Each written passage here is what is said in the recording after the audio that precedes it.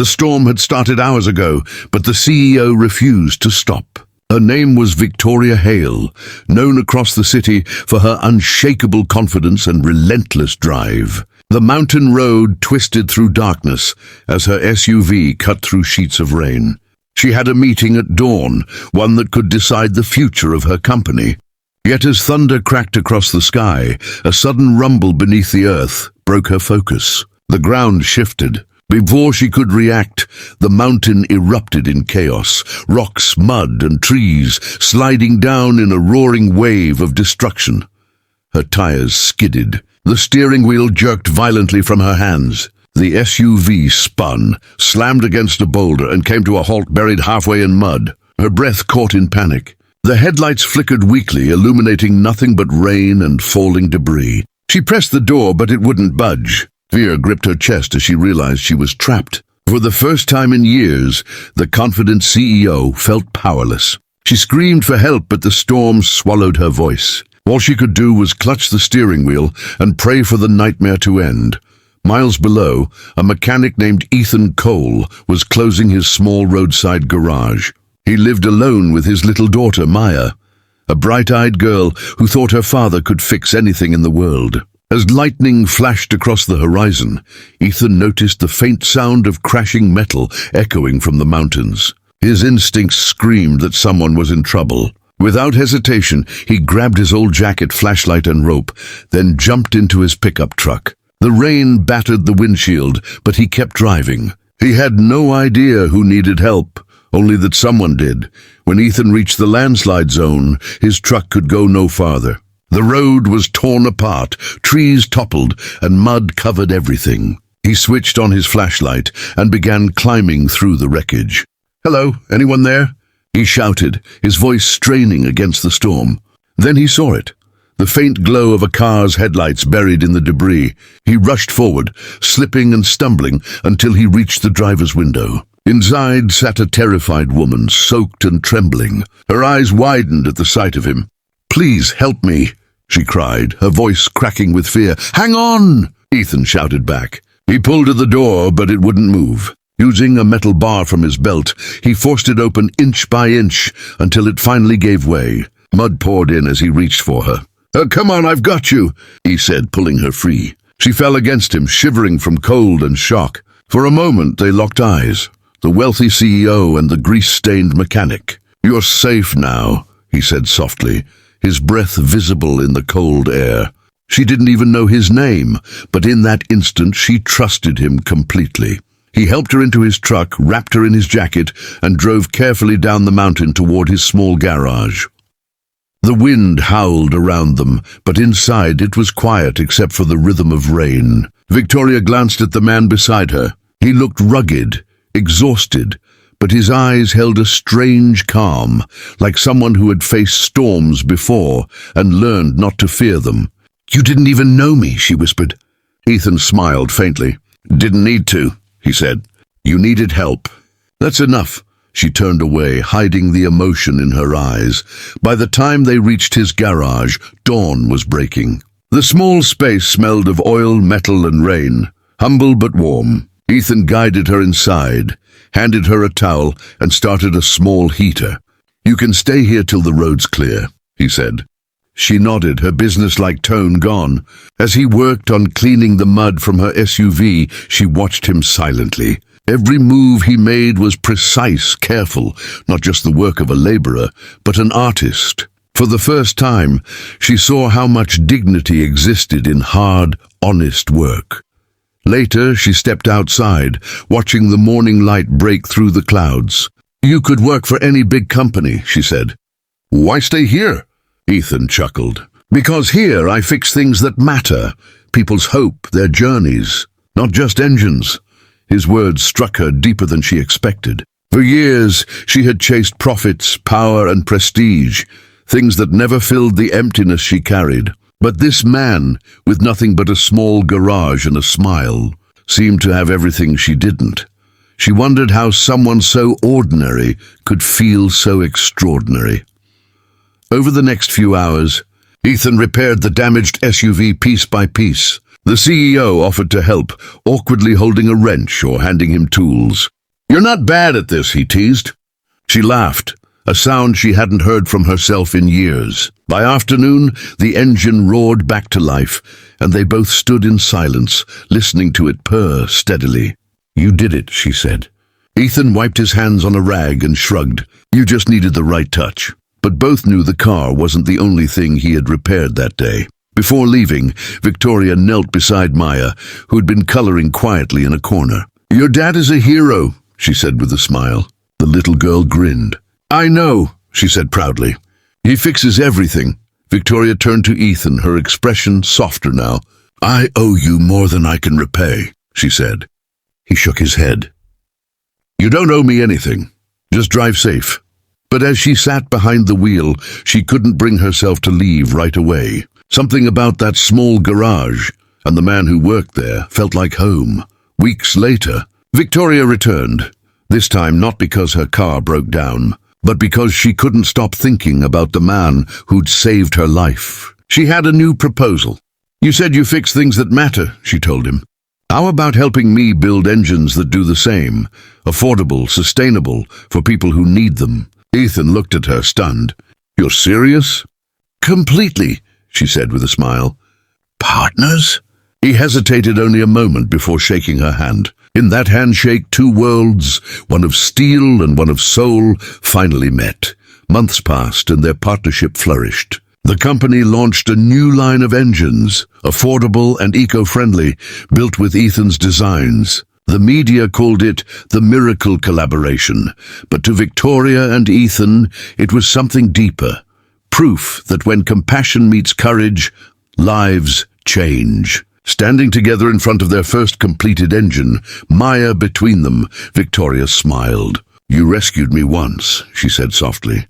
"But maybe we were both meant to save each other." Ethan looked at her, eyes warm. "Maybe," he said. And as the rain began to fall again, neither looked away. The rain had long stopped, but the sound of water dripping from the roof filled the silence of the small garage. The mechanic worked beneath the dim light of a single hanging bulb, his rough hands moving with patience and purpose. The CEO stood nearby, her once perfect hair now slightly undone, her expensive clothes carrying traces of mud from the storm. For the first time in years, she wasn't in control.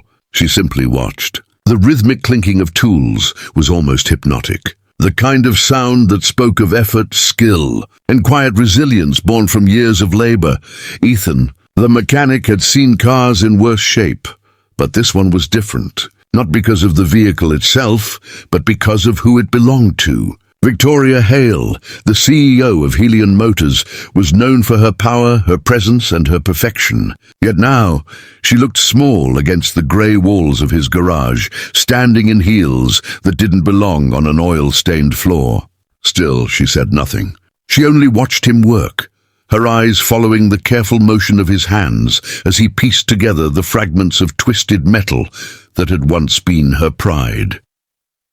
At first, the silence between them was heavy. She wanted to thank him, but the words felt too small, too fragile to express what she'd felt that night on the mountain road. So she kept quiet, wrapping her arms around herself as the scent of oil and iron filled the air. "You didn't have to save me," she finally said, her voice barely audible over the low hum of the fluorescent light. Ethan paused, turned slightly, his face half-shadowed. "Anyone would have done the same," he replied. But she knew he was wrong. Not everyone would risk their life for a stranger. He returned to his work, tightening bolts, checking the alignment, wiping grease from his palms with an old rag. Every movement was deliberate, almost graceful. There was something about the way he handled broken things, carefully, as if he respected their pain. Victoria found herself studying him, wondering how someone so ordinary could carry himself with such quiet strength. Her world had always been sharp edges and competition, boardrooms and numbers. But this was something else entirely. Here was a man who found beauty in the act of fixing, who built things not for glory, but for purpose.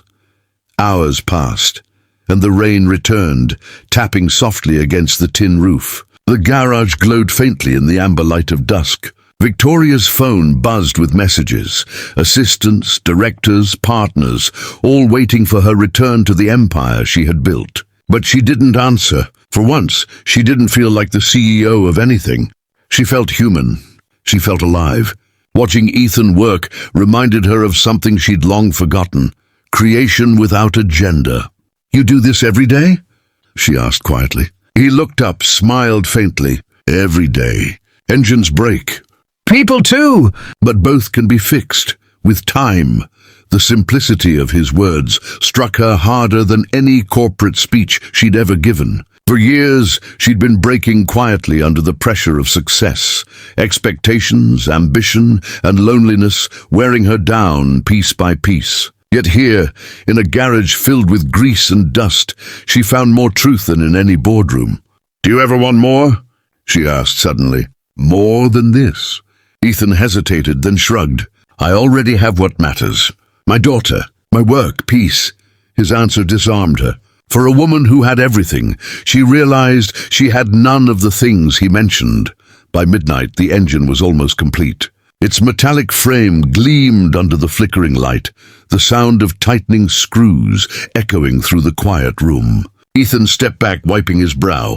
"Try it," he said. Victoria hesitated, then climbed into the driver's seat. When she turned the key, the engine roared to life, a deep, smooth sound that filled the garage with warmth and pride. She exhaled, a laugh escaping her lips.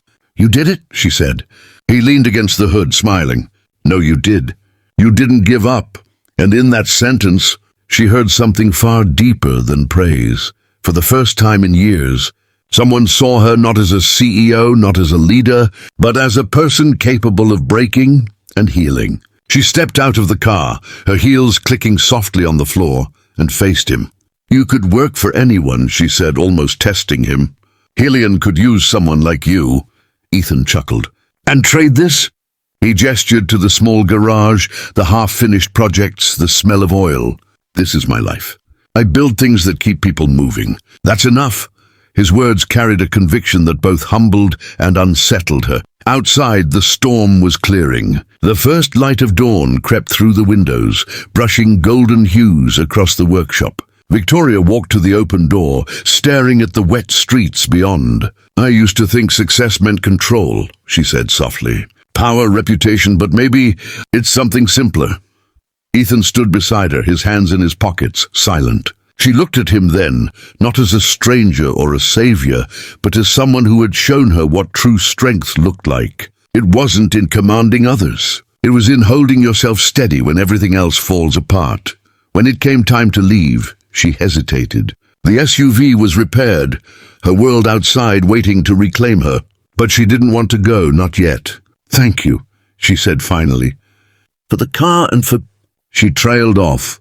Ethan nodded, understanding what she couldn't say. "Drive safe, Miss Hale," he said with a small smile. She smiled back. "Call me Victoria."